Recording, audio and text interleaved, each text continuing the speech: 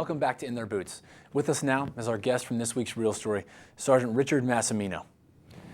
Richard, welcome to In Their Boots, and thanks for being a part of the show. Thank you. How are you feeling today? I'm feeling good. Woke up this morning happy, and it's been a good day so far. Well, good. You're in the Real Story. We see everyone around you recognizing the change in you. Can you talk about when you first started to see the changes in yourself and how that felt? Yeah, I first started seeing the changes, after I started making threats to my kids and arguing with my wife, yelling at her. And, it really, it hurt. It hurt inside. And I had become ashamed of myself, became really depressed, and I just wanted to lock myself away from the world. I didn't want to be around anyone or anybody or have anything to do with anybody because I didn't know what I was capable of or what was going to happen. What was the first thing you did in reaction to yourself? I came down real hard on myself, and I was really ashamed of what I become and really embarrassed. And I guess I slumped into a state of depression about it. And I wanted to be left alone. I didn't want to be around anybody or anyone. What came from that? Are you on medications now? Yeah, I sought inpatient treatment at the National Center for PTSD in Palo Alto. And from there, I continued weekly therapy with a psychologist. And I also see a psychiatrist, and I do take medication daily for PTSD and for rage. In the Real Story, we hear you talking about the meds that you've been through, that you're heading towards with the doctor, and maybe talk about it, some of the confusion or frustration when figuring out the right medications. Well, the hard part about it is when we don't have the right medication, when I'm not on the right meds, sometimes it makes it worse. Sometimes it doesn't do anything at all.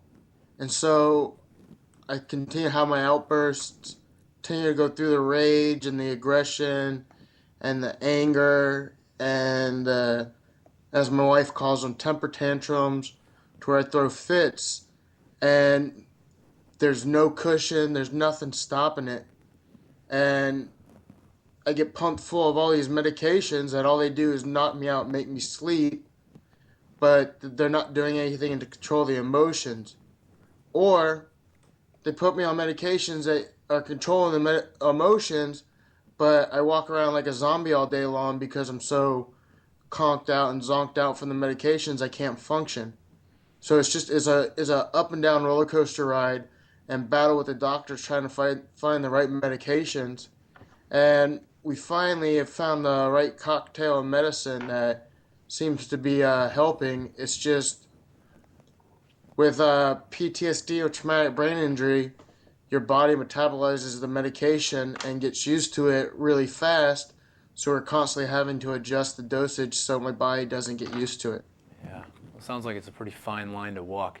Can you talk about your hopes for the future and what's to come? I'm hoping to get back into school. I want to go to school to be a veterinarian technician. I want to go hopefully work with the Houston SPCA and help out animals. I want to be able to support my family again and live a somewhat normal life. And I mean, I'll always have PTSD and TBI to deal with, but I want to be able to function in society and everyday life. Richard, can you talk about, in your mind, what do you think the best possible outcome is for you and your family?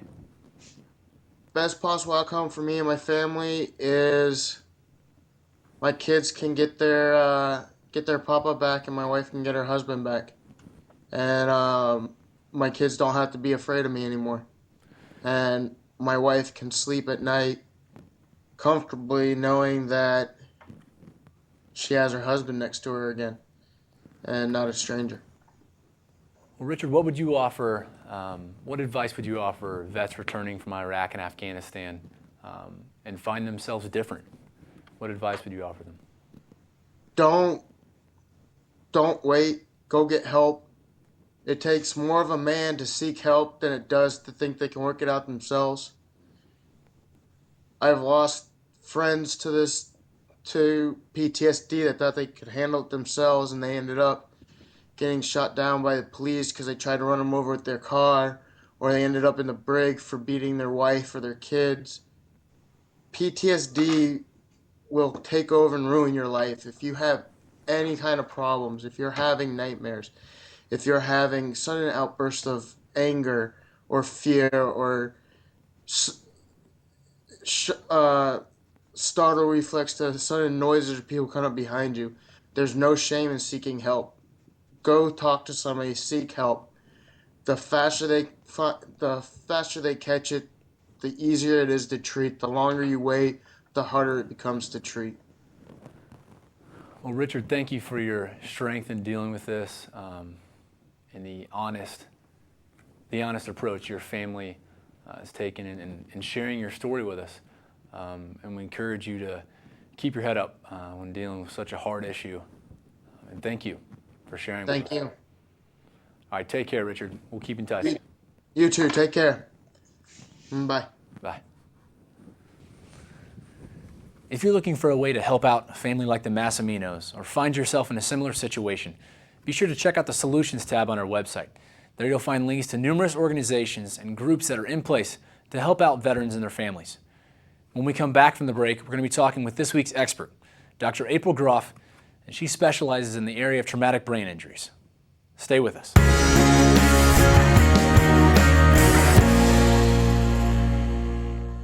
A call for a medic rang out, and he was hit in the abdomen with small arms fire. 2 compound fractures in my shin, destroyed my kneecap, in a coma. Americans need to help out and understand what's going on. In Their Boots is a place for people to gain awareness for not only service members, but Americans as a whole. It kind of puts you in our world. I mean, it's just so easy just to lay there and give up, but I guess I'm just a fighter.